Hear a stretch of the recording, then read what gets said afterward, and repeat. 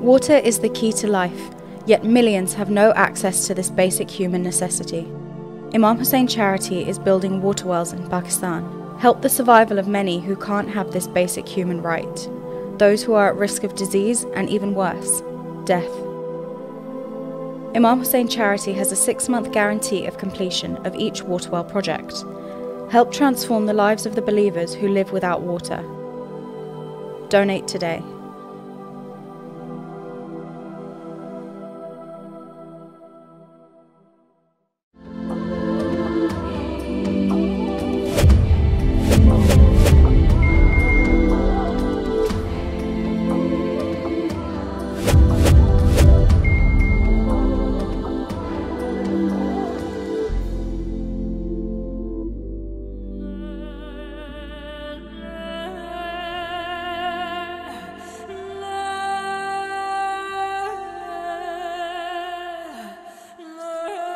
These orphans need your help and require your assistance. Don't let any of these orphans go hungry this Ramadan. Please donate. Don't let this be the end. Keep the hope alive.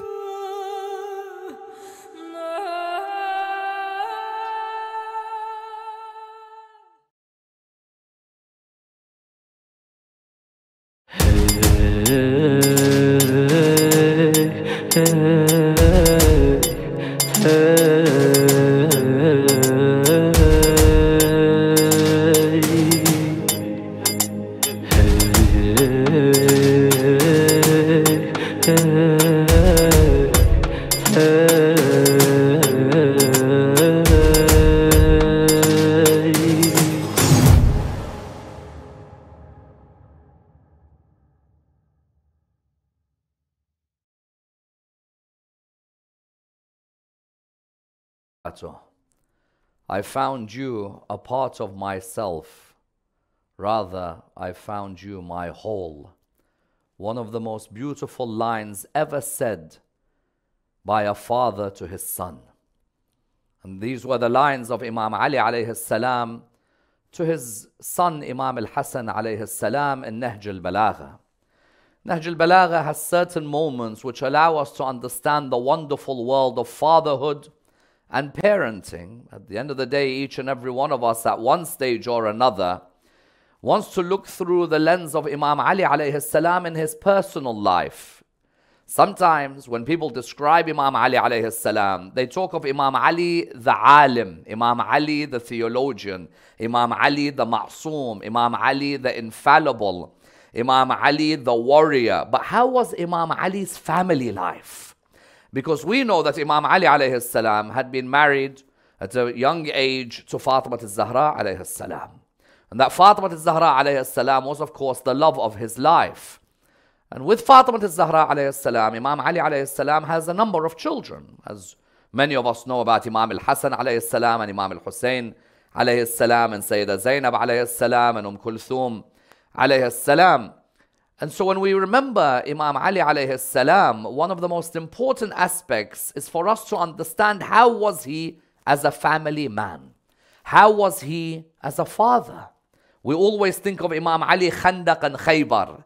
We think of Imam Ali of Dhul Fiqar or Imam Ali of the great sermons of Nahjul Balagha explaining God, the universe, the creation. But how about Imam Ali alayhi salam as a father to his children? How was Imam Ali with his children? How much did Imam Ali alayhi salam care for his children?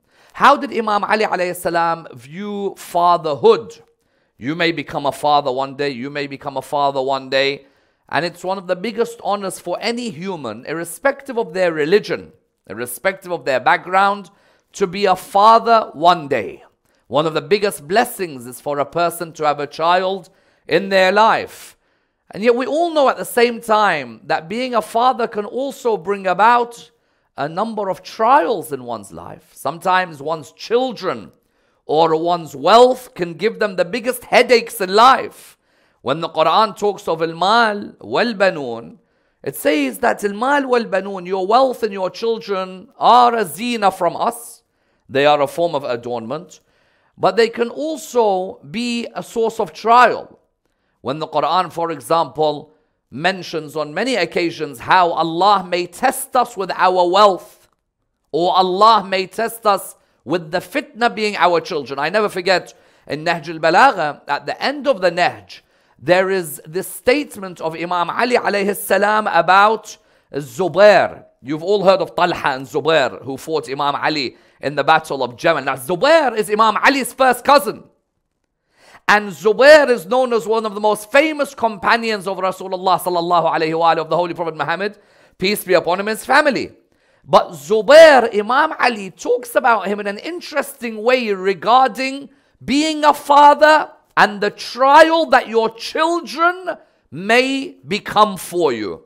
If you all go to Nahjul Balagha, go to about saying 462 of Nahjul Balagha, you'll see that Imam Ali alayhi salam, what does he say?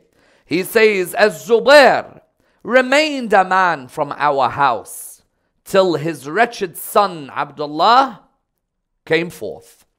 Many of you would have heard of Abdullah ibn Zubair.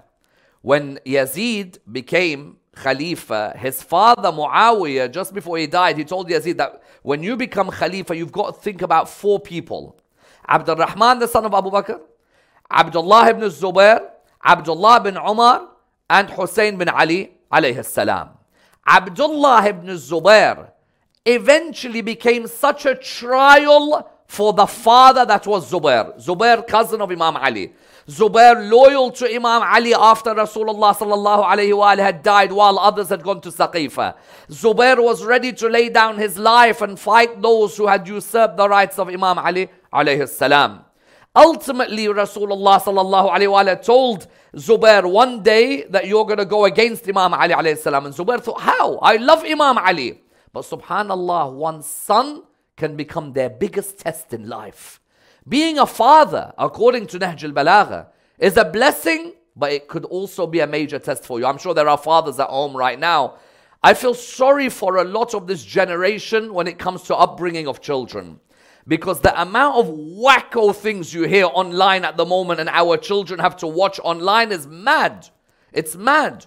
When I was growing up in London, say for example, when I was growing up in the 90s, and I'm in my teens in the 90s, it wasn't like it is today. There were only 2 genders I remember, and that was he and she, and male and female.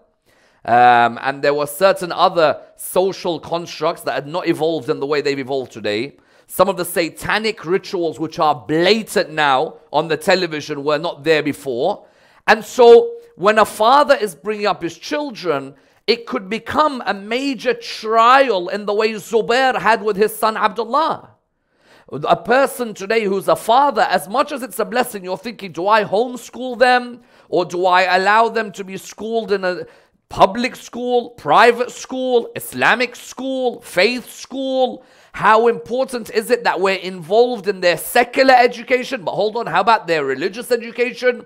How important is it that we keep an eye on their friend circle? We keep an eye on what they're seeing on the internet? How great a figure Zubair was, and yet his son led to his downfall. Sometimes in life, Allah tests us with our health. Allah tests us with our wealth. Sometimes Allah tests us with our position as being a father. Imam Ali alayhi salam, no doubt, he faces a major test while he is a father. And remember, when we said that Imam Ali, we want to pry into an understanding and discussion of Imam Ali as a father, let's not forget that Imam Ali alayhi salam was a father of children from different ladies, because Fatima Zahra alayhi salam, when she dies, Imam Ali ends up marrying a number of ladies after Fatima Zahra alayhi salam died. So he married, for example, of the ladies that gave him children. Many of you would have heard of al-Banin, for example. al-Banin gave Imam Ali alayhi salam children.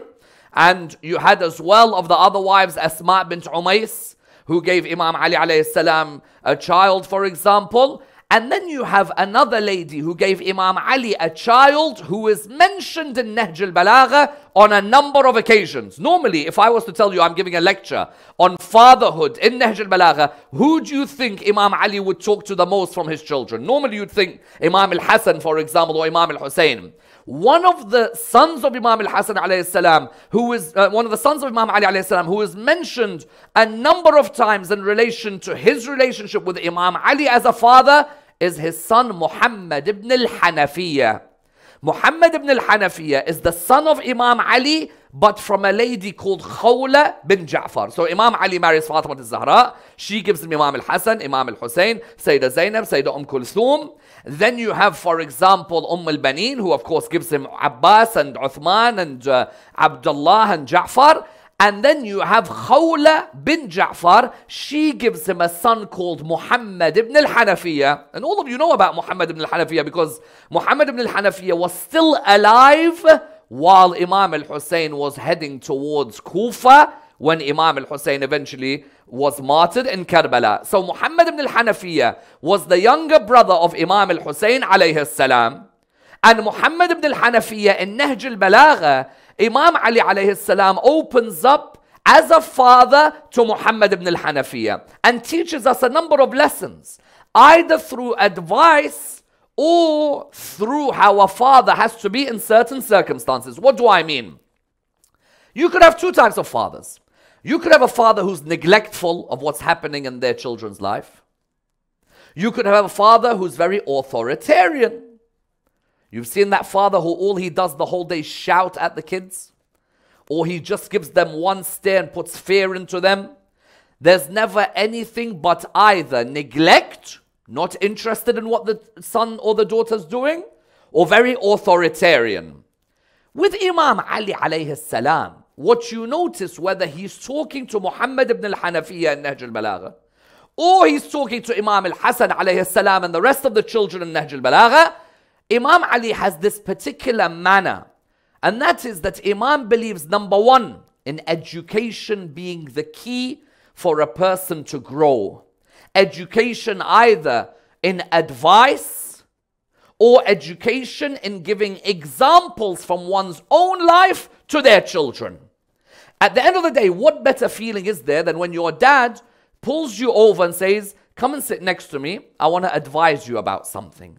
Or when your dad tells you, I'm going to tell you something about me in my childhood. Some fathers are not like that at all. Some fathers, they're purely neglectful. They haven't got a clue what's going on in their children's life. Some are very authoritarian. You can never be right. You have no opinion. And I'm going to judge you the way my dad judged me. What was right in my dad's time is going to be right in your time. And what was right in my time is the only barometer. Imam Ali doesn't believe in neglect or authoritarian. He believes in education of children, and he believes in trusting children. If you look in Nahjul Balagha, Imam Ali loves to give advice where he makes his children feel like they're his friends. Remember Rasulullah sallallahu alaihi wasallam used to say, first 7 years, let them be free. Second 7 years, discipline. Third 7 years, be their friend. If you look in Nahjul Balagha, Imam Ali is like that, alayhi salam, with his family members. When it comes to that period when they are in their teens, he becomes a friend to them. You see as well, he is ready to trust them with education. Sometimes you might find a father who looks at his kid, this kid can't take me giving that type of advice. Too young, too young. No. If you make the son feel mature, the son may actually look at you and say, you know what, Dad? I could do this. And so you see, for example, in Nahjul Balagha, towards the end of Nahjul Balagha, there's this section where Imam Ali talks to Muhammad ibn al-Hanafiyyah, and the sayings 329 of Nahjul Balagha, Imam doesn't just talk to Imam al-Hasan, Imam al-Hussein. All his sons are treated with respect.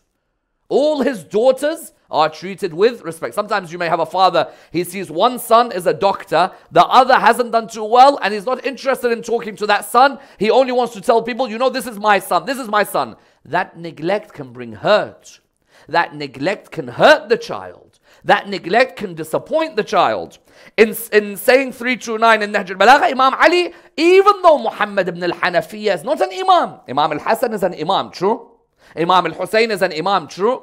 Imam Ali talks to Muhammad ibn al-Hanafiyyah, his son, even though he's not an imam, he still opens the door of wisdom to him. He says to him, oh my son, I fear lest I fear that destitution overtakes you. So you should seek Allah's protection from it, because destitution is deficiency of religious belief or perplexity of intelligence, and it is conducive to hatred of obstinate people. So however one interprets this saying, you'll still see that Imam has a level of trust in the way he talks to Muhammad ibn al-Hanafiyyah that you'd think that he'd only afford to someone like Imam al-Hasan alayhi salam. Don't look at your children and say, you know what, that one's the mess, that one's the black sheep, but this one is the one I'm going to show the community. No. Each of your children have different wonderful attributes. Each of your children, one might be excellent and become what? One might become someone who is in the world of media. Another might be a Maulana. Another might be a doctor. Each of the children has a different ability, a different insight. But education and trust, these are ways in which Imam Ali alayhi salam wants them to rise. Further than that, Imam Ali also believes in this idea that there is a social responsibility with one's children to put them at the forefront of social life and not to hide them all the time. What do I mean? If a son feels that his dad is not socializing with him, or that his dad is not taking him out to meet others, then that son may resort to others to become his guides in life. If you look in the Battle of Jamal, how many Imams are in the Battle of Jamal? Imam Ali alayhi salam, Imam al-Hasan alayhi salam, Imam al-Hussein alayhi salam, they're all at Jamal. Imam al-Hasan, Imam al-Hussein could have easily taken the flag or the raya or the alam dar on the day of the Battle of Jamal, and they could have been the ones who went forward. But Imam Ali knew that this Muhammad ibn al-Hanafiyyah is also my boy. Just because he is not a ma'soom Imam does not mean I do not give him from the experiences that I have had in life. Is there a warrior like Imam Ali alayhi salam? No. But when Imam Ali says to his son Muhammad ibn al-Hanafiyyah, go out there. And listen, the Battle of Jamal was no joke. That was a battle. The arrows were flying. The soldiers were some of the best soldiers you'd ever come across in Islamic history. And if you all at home go to sermon number 11 of Nahjul Balagha, look at Imam Ali when Muhammad ibn al-Hanafiyyah comes out on the Battle of Jamal. And when he comes out, of course, Muhammad ibn al-Hanafiyyah is shaken by what's going on. Imam al-Hasan at Jamal, nothing could shake him. Imam al-Hasan went towards the opposition army. He destroyed those who were protecting the camel. But Muhammad ibn al-Hanafiyyah, he looks at what's going on and it's really affecting him. Now, as a father, if I see my kid and there's the swimming pool, I could either say to my kid, okay, start from the very soft section, or I get the kid like an Iraqi dad does and throws you in the deep end, then you have to find your way. Sometimes you'll find some fathers throw you straight in the river and you've got to find your way. When you're looking at Imam Ali alayhi salam, he literally gets his son. And there isn't, look, our mums, in some cases, they want lovey-dovey, soft, don't be too... Sometimes, no, listen, come here, bring him, stand at the front. I want you to represent our family. You're never too young to represent. This is not punishment. This is discipline. Someone says, what's the difference between discipline and punishment? Discipline and punishment. Punishment, there is little long-term effect. Punishment, the long-term effect is very little. Discipline, however, you can have a constant reflection and the effect will be longer. Notice Muhammad ibn al-Hanafiyyah, Imam Ali, although he loves him, Imam Ali still turns around to him and says, you know what, young man? I want you to take this on. I want you to lead. And sermon number 11, Nahjul Balagha, listen to what Imam Ali says. Mountains may move from their position, but you should not move from yours. Grit your teeth. Lend to Allah your head in fighting for Allah. Give yourself to Allah. Plant your feet firmly on the ground. Have your eye on the remotest foe and close your eyes to their numerical majority. And keep sure that all grace is but from Allah, the glorified. Have you ever seen a father give a speech like that to his son? Can you imagine where your dad, some dads when their sons are playing football, they're like, you're rubbish, you played rubbish today. Some are like, listen, hang in there, be strong. Don't be worried about that 6'4" striker who's up front. Get in there, I want you to be there. Imam Ali alayhi salam tells Muhammad ibn Hanafi, doesn't say, you know what, try your hardest, young man. Listen to the words, mountains may move. but you don't. Mountains may move, but you don't. Grit your teeth and lend to Allah your head. Plant your feet firmly on the ground. Have your eye on the remotest foe, but at the same time what? At the same time, do not let their numerical majority affect you. Because imagine, if now you and your pups are against 20 guys, your father will say to you, listen, we're getting finished today. Or your father will say to you, listen, don't look at their majority. Some of these guys will run away if one of them or two fall down. Imam Ali took Muhammad ibn al-Hanafiyyah to the front of the social world. He didn't keep the boy with his mummy at home 24/7. He took him, come with me, learn from me. Because you know what? The best upbringing and fatherhood, according to Imam Ali, is not what you say, but your example and the way you act. If my father said to me, for example, Hussein, he says to me, then make sure you pray. But if you don't see dad praying, would you pray? If your father says to you, for example, he turns around and he says to you, Mehdi, make sure that you read Quran. But if you don't see your father reading Quran, you're going to be like, he doesn't even read. If your father says to you, pray Fajr, and you've never seen your dad wake up for Fajr, you're going to be like, why is he telling me about Fajr? He never wakes up. If your father tells you, don't lie, and then when someone calls, he's like, don't tell them I'm here. Then you'll be like, hold on a minute, you said don't lie, but you're the one lying about this. Imam Ali alayhi salam believed with education and with trust, and alongside the fact that you as a father must be an example to your children. Because look, children, how do they learn? Let's be frank here. Either there are certain traits which are inherited. True? Sometimes you inherit traits from your parents, most simple. Some people look like their father. Most simple inherited traits. Or through training and communication. Imam Ali's speech to Muhammad ibn al-Hanafiyyah in Sermon 11 of Nahjul Balagha is one of the best speeches I've seen a father give to their son. Sometimes a father, when he opens up to his son, that father, when he opens up, believe you me, that son's heart breaks when their dad is emotive, is expressive, is trusting. And that's why when you look within Nahjul Balagha, one of the greatest letters in Nahjul Balagha, I said Imam Ali's letter to Malik al-Ashtar in Nahjul Balagha is one of the greatest letters you'll ever see.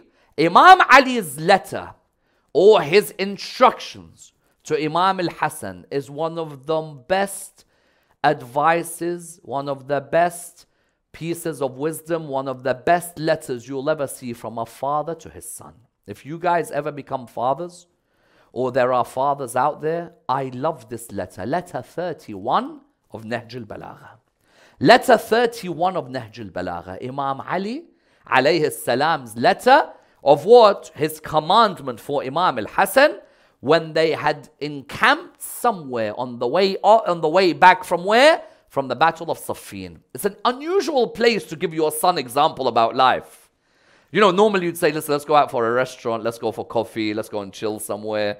Imam Ali, on the way back from the Battle of Siffin, he turns around to Imam al-Hasan. Some say the place is called Hadirin. Others say it's Hadirin for those who were there gathered and they heard what Imam Ali was saying to Imam al-Hasan.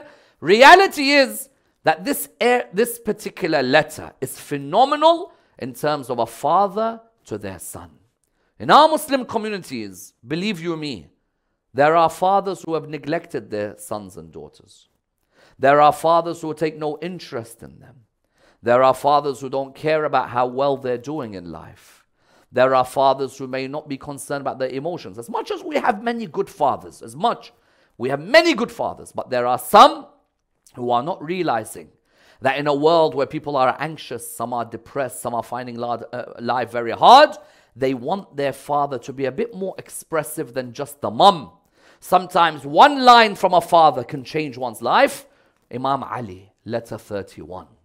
From the father who's shortly going to die, who acknowledges the hardships of the times, who has turned away from life, who has submitted himself to the calamities of time, who realizes the evils of the worlds, who is living in the abodes of the dead, and is due to depart from them any day. It's like Imam Ali is reading his musibah, true? To the son who yearns for what is not to be achieved, who is treading the path of those who have died, who is the victim of ailments, who is entangled in the worries of the days, who is the target of hardships, a slave of the world, a trader of its deception, a debtor of its wishes, a prisoner of mortality, an ally of worries, a neighbor of griefs, a victim of distresses, who has been overpowered by desires, and who is a successor of the dead. This opening paragraph, wallah, if it wasn't Imam Ali's name, then you put a poet or a famous author, people will say, how beautiful. Yet when you put Imam Ali, have you seen a father with a heart like Imam Ali alayhi salam? How many Muslim fathers talk to their sons or their daughters with the level of emotion of Imam Ali alayhi salam? How many are opening up to their sons and their daughters and recognizing that some of them, their hearts are broken, some of them are lonely, some of them are looking for someone to talk to them? Imam then says a line, wallah, it is one of the best lines I have ever heard. He says to him, I found you a part of myself. Rather, I found you my whole. وَوَجَدْتُكَ بَعْضِي بَلْ وَجَدْتُكَ كُلِّي. You're not just a part of me. You are me. When I look at you, you are my whole. Those of you who are watching, who miss their fathers, how many of you were blessed with a father who opened up to you like that? Who said to you, وَوَجَدْتُكَ بَعْضِي بَلْ وَجَدْتُكَ كُلِّي. I found you as a part of myself. No, I found you as my whole. Listen to the beauty, so much so that if anything befell you, it was though it befell me. And if death came to you, it was as though it came to me. Sometimes we think our fathers don't care. Wallah, our fathers, when they see we're sad, they get sad. When they see we're lonely, they get lonely. A good father says that you're not just part of me, you are me. You are my heart walking outside my body. Then later he tells his son, Imam al-Hasan, he says, enliven your heart and give life to your heart with preaching. Enlighten it with wisdom, humiliate it or humble it by remembering death. You know, a car needs, let's say, petrol or gas, correct? Our hearts, what's their gas? Imam Ali tells Imam al-Hasan, enlighten your heart with wisdom, but humble it with death. Why enlighten it with wisdom? Because in reality, we are who we are depending on how much hikmah we have in the world. True? That's what people respect us with. Enlighten it with wisdom. And we said wisdom is the lost treasure of the believer. And we said get wisdom even if it's from a munafiq. But also do what? Humble your heart, my son, by remembering death. Whenever you think you're a bad boy, whenever you think you're the king, whenever you think you're a gangster, remember any second, Malik al-Maut comes and says, hey you, let's go. True? He says, enlighten your heart with wisdom, but humble your heart with what? Humble your heart with death. Then he says to him, give up discussing what you do not know and speaking about what does not concern you. This is a lovely line. My son, whatever you do, don't discuss things you don't know about. And don't speak about things which don't concern you. Sometimes our dads, when they say to us, listen, something that's not concerning you, don't talk about it. It's not your business. And we want to open our big mouths. And we want to interfere in everyone's affairs. And we want to know about what everyone's doing in their life. He says, give up discussing what you don't know. If there is an area in religion you don't know about. And of course, sometimes these instructions are to us. But he puts it through Imam al-Hasan for us to learn. How many times when your dad says to you, don't talk about things you don't know. And you're like, no, Baba, wallah, I read it in this book. And you're like, listen, I know the book better than you. I've studied this area better. Give up discussing what you don't know and speaking about what does not concern you. Then what does he say to him? Acquire insight into religious law.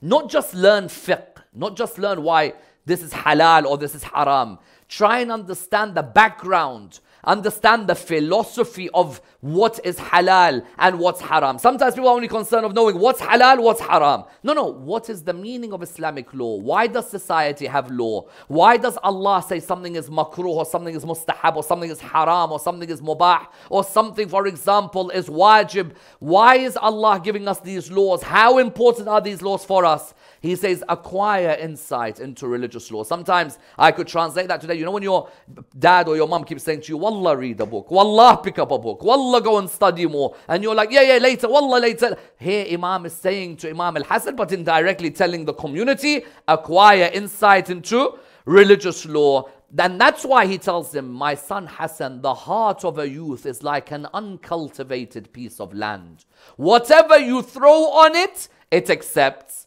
Therefore, what did I do? I tried to mold your heart so that you would learn from my lessons and apply them to your life. A lesson for every father out there. The heart of a youth is like an uncultivated piece of land. Imagine in London, I see a piece of land. It says for sale. With planning permission, whoever buys it can build whatever they want on it. If it's a good developer, he's going to build a nice building. If it's a bad developer, what's he going to do? He's going to get into that land and make a mockery. The heart of a youth, he tells Imam al-Hasan, a lesson for every father. The heart of a youth is like an uncultivated piece of land. Whatever you throw on it, it accepts. Therefore, notice in today's society, wallah, TikTok, Instagram, Snapchat, Twitter, Facebook, YouTube, whatever we get, it goes straight to the heart sometimes. We don't know if it's true, if it's not, if someone's made it up, if it's not, if it's real, if it's fake, but it goes straight into our heart. Imam says, my son Hassan, the heart of a youth is like an uncultivated piece of land. Whatever you throw on it, it accepts. Therefore, the solution was that I tried to mold your heart, your land, before it hardened, by giving you examples of my life so that you could be saved from going through these experiences yourself. You know, sometimes your dad says to you, Habibi, wallah, don't hang around with these people. And you're like, Baba, you're backward. Baba, wallah, I know who to hang around with. Baba, wallah, don't do this. Wallah, don't do that. And that's your father recognizing that he was there one day. And that he's telling you, be careful because you're going to be affected.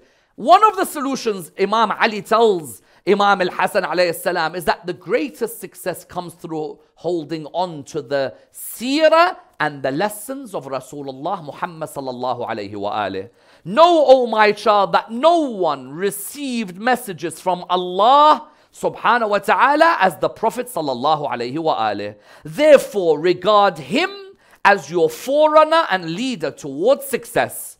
Anyone out there, you want your children to be successful, let them study as much as they can the seerah of Muhammad and al-Muhammad salawatullah wa salamu alayhim. Make sure as a father, if you're not educated about the seerah of Ahlul Bayt, go and educate yourself, because in this day and age, our children are asking us questions, which if we asked when we were younger, we would have got a clip round the ear.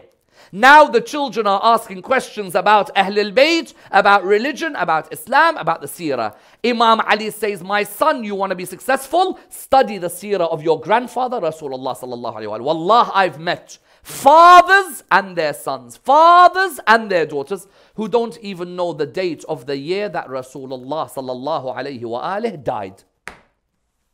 Ask them, what year did Rasulullah died? One will say to you 9 after Hijrah, another will say to you 8 after Hijrah, another doesn't have the foggiest when he died. There are some, you ask them, tell us about how many years Rasulullah sallallahu alayhi wa sallam was in Mecca, how many years was he in Medina. Tell us about the first pledge of Aqaba and the second pledge of Aqaba. Tell us about the Hudaybiyah peace treaty. Tell us about the opening of Mecca. Tell us about the first revelation. Many of us, if we are not acquainted with the seerah of Rasulullah sallallahu alayhi wa sallam, we're missing a major trick in how successful we'll be in life. Why? Everything we went through, Rasulullah sallallahu alayhi wa sallam went through and more. Then he says to him what?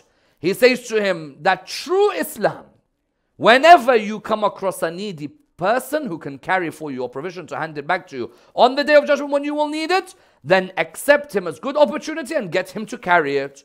You see anyone needy, my son, true Islam is not how much salah you do, how much psalm. Imam Ali, Imam al-Hasan alayhi salam, they used to love helping poor people in the streets. They used to love sitting with people who are poor. Imam Ali sees a Christian, he asks, how did we reach a stage where this Christian begs? Why? When Imam Ali alayhi salam, when he died, didn't that poor man said, where is the man who used to feed me every night? They used to love the idea that true Islam was a social Islam. Then he tells him about rizq. You know how we always want, God, give us more money. Please, God, I want some money. Please make me money. He says, no, my child, that livelihood, rizq, is of two kinds. A livelihood that runs after you and a livelihood that you run after. In life, rizq, rizqan. Rizqun tatlubu. There is a rizq which you will run after, and a rizq which runs after you. You're going to chase a certain rizq. There's a rizq, yes, you should chase, you should work hard for. But there's a rizq, it will come to you. You know our moms when they say, if it's written for you, it will come. Yes, there's that type of rizq, but that doesn't negate that you, my son, there is a rizq that you should go after. Every imam worked and earned a lawful living. Imams did not say, because I am a scholar, I will not earn a living. There is nothing embarrassing about a Maulana working somewhere and earning a living. If a Maulana works, for example, as a cab driver, a Maulana works in a supermarket, a Maulana works in a television channel, a Maulana works, there's no problem, because there's a rizq that runs after you. There's a rizq that you run after. Then he tells him, and this letter, mashaAllah, is unbelievable number of advices. He concludes it by saying very clearly to Imam al-Hasan alayhi salam, he makes it clear, respect your kinsmen because they are your wings with which you fly, the origin towards which you return, and your hands with which you attack. Place your religion and your world at Allah's disposal, and beg Him to ordain the best for you in respect of the near and the far, this world and the next, and that is an end to the matter. This letter, Imam makes it clear to Imam al-Hasan alayhi salam, my son, I love you. You are not just a part of me, you're everything to me. And because I've seen so much in life, because I've had so many experiences, I wanted to make sure that every experience that I ever faced in my life was an experience that I shared with you. Every trial I wanted to tell you about. The meaning of Islam, I wanted to explain to you. The meaning of life, I wanted to give you. The meaning of being a good person, I wanted to teach you. Insha'Allah, the fathers at home take from this lesson. Do not be a father who is neglectful or authoritarian in everything, but rather be a father who sets an example, a father who believes in education of one's child achieving success, and a father who instills a trust in their children where they believe that their children can achieve the greatest levels of success in following the path of Ahlul Bayt alayhim salam. We'll continue tomorrow insha'Allah with more discussions from Nahjul Balagha. Wassalamu alaikum wa rahmatullah wa barakatuh.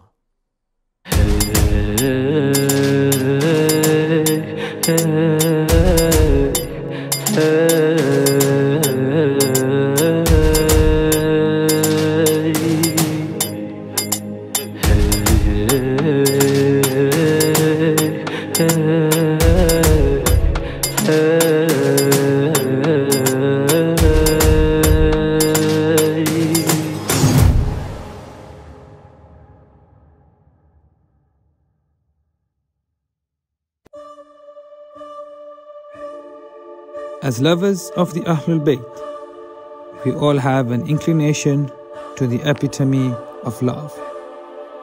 When we rejoice, when times are hard, whatever stage of life we are in, we all yearn to be in one special place. We all wish to visit the blessed shrine of Imam al-Hussein in the holy city of Karbala.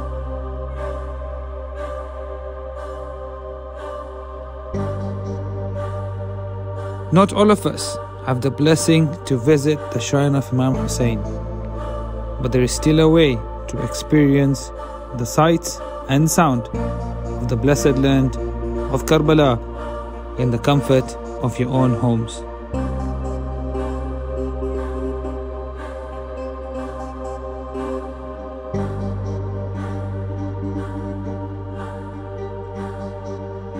We call upon you, dear viewers, to support us in our financial costs to help bring the Holy Land of Karbala beaming into your homes. You can support us with a monthly donation of just $50 or £30. We are your gateway to Karbala.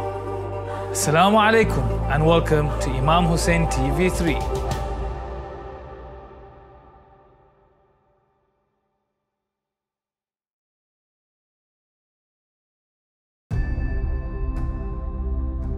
Ammar Nakshawani Charity is giving you the chance to provide food baskets for destitute and impoverished families all over Iraq and Afghanistan.